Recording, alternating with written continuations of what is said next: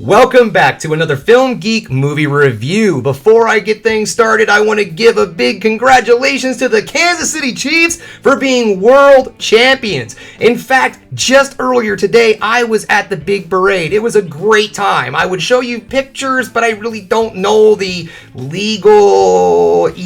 and all that, so we're just going to have to take my word for it that I was at the parade. It's like a few blocks from my house, but anyways, I digress.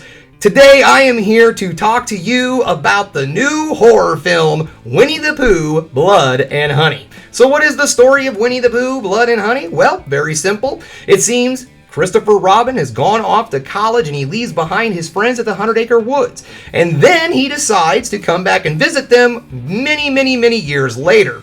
And in that time, Winnie the Pooh and Piglet have gone evil. So this sets out on a huge killing spree once Christopher Robin comes back to visit his once close good old friends. Guys, this movie looks goofy and silly, over the top B-movie fun. It looks like it's just going to be a fun little slasher roller coaster ride for probably about 90 minutes.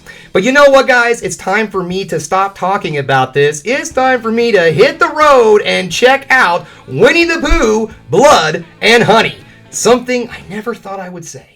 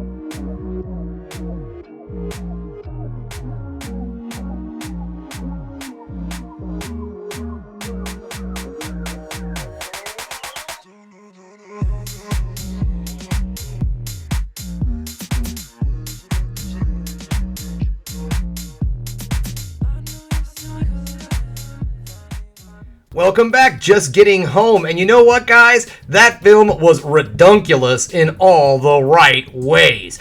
Now, like I like to do, we're going to start with the negatives and then we'll end on a high note with the positives.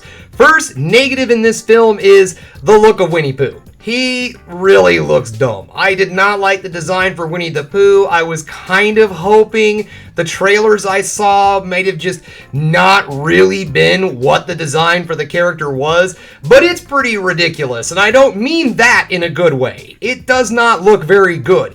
It legit looks like a dude in a very badly designed Winnie the Pooh mask. There's very little movement from the mouth. The mask itself, that's what I'm going to call it, as a mask, because it was in no way, shape, or form like working makeup.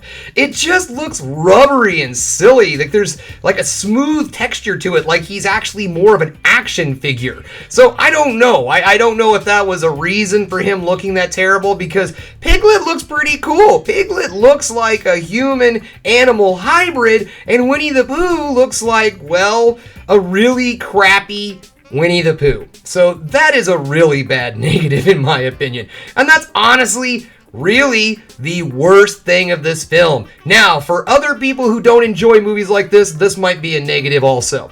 Alright, if you are expecting a compelling script with a twisty-turny story and a whodunit slasher, if you're looking for something that's going to have Academy Award-winning caliber acting, you are not going to like this movie, because this movie has none of that crap. This movie is just B-rate to its core, and it knows what it is. Now we're moving into the positives. This movie knows exactly what it is. It is not a horror comedy. They try to play it straight, guys. They try to make this a legit slasher film. And you know what? It kind of works, but it's definitely a spoof or a parody. This film is not something you need to take seriously. It's not legit horror, but it's not also like a comedy. You're laughing, but you're not laughing with the movie. You're laughing at the movie, but that's not terrible. Believe me, this film is extremely entertaining.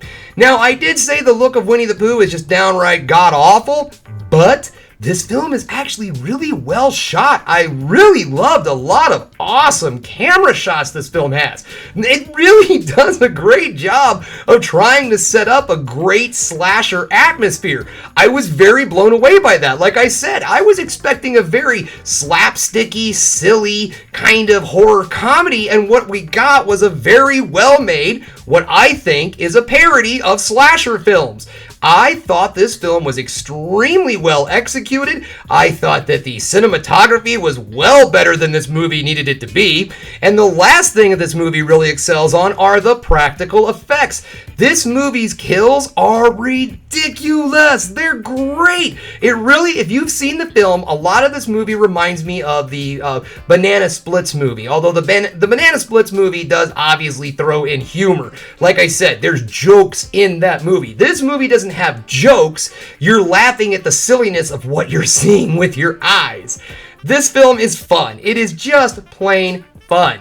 This was a phantom event here in Kansas City, so I don't know if it's showing in theaters regularly, if it's going to get like a normal release, if it's going to go on a streaming service. I have absolutely no idea. But if you know that Winnie the Pooh, Blood and Honey is coming to your town, you owe it to yourself to see this film, especially if you have an absolute love for B-horror slashers, because this movie is so much fun. It is a bloody, gory, good time, and that's all it needs to be. Okay, guys, well, that's all I have for you today. This is a definite win. If you have the opportunity, go out there and check this movie out in theaters. Keep an eye out for it. Like I said, I don't know when or where it's going to show up on streaming services. If it does, just do what you can to see this movie if you are a fan of this genre. That's all I have for you today, guys. Thanks again for checking out the Film Geek. If you liked what you saw here today, go ahead and subscribe to the channel, ring that bell for notifications, and give me the old thumbs up so I know you like what you're seeing. And if there's one more thing you could do, folks, that is keep watching movies. You know I'm gonna.